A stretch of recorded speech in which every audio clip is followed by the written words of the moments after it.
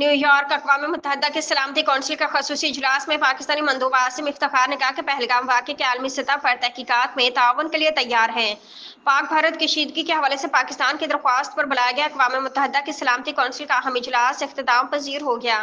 इजलास में सलामती कौंसिल के 5 मुस्तकिल समेत 15 अरकान शरीक हुए। पाकिस्तान ने अक़वाम मुत्तहिदा की सलामती कौंसिल में भारत का घिनौना चेहरा बेनकाब कर दिया। पाकिस्तान ने सलामती कौंसिल को भारत के इश्तिआल अंगेज़ इक़दामात से आगाह कर दिया। अक़वाम मुत्तहिदा के सेक्रेटरी जनरल ने पाकिस्तान और भारत को सालिसी की पेशकश कर दी। उन्होंने दोनों ममालिक को तहम्मुल का मुजाहरा करने का मशवरा दिया। सेक्रेटरी जनरल अक़वाम मुत्तहिदा एंटोनियो गुतेरेस की पाक भारत कशीदगी पर प्रेस कॉन्फ्रेंस करते हुए कहा कि अफसोस है कि पाक भारत कशीदगी अरूज पर है।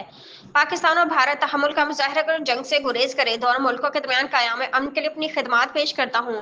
एंटोनियो गुतेरेस ने कहा कि जंग किसी मसले का हल नहीं, जंग से सूरत हाल मजीद खराब होगी। पाक भारत कशीदगी बॉइलिंग पॉइंट पर है। दोनों मुल्क तहम्मुल का मुजाहरा करें।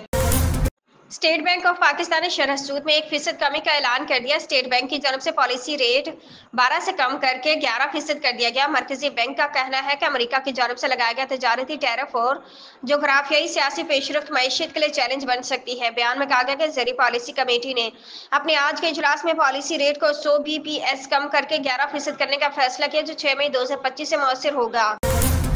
रावलपिंडी पाकिस्तान ने जमीन से जमीन तक मार करने वाले फतेह मिसाइल का कामयाब तजुर्बा कर लिया। मिसाइल 120 किलोमीटर तक अपने अहदाफ को कामयाबी से निशाना बनाने की सलाहियत रखता है।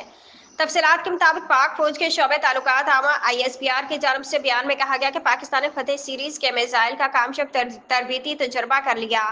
ISPR का कहना था कि जमीन से जमीन तक मार करने वाला फतेह मिसाइल 120 किलोमीटर तक अपने अहदाफ को कामयाबी से निशाना बनाने की सलाहियत रखता है।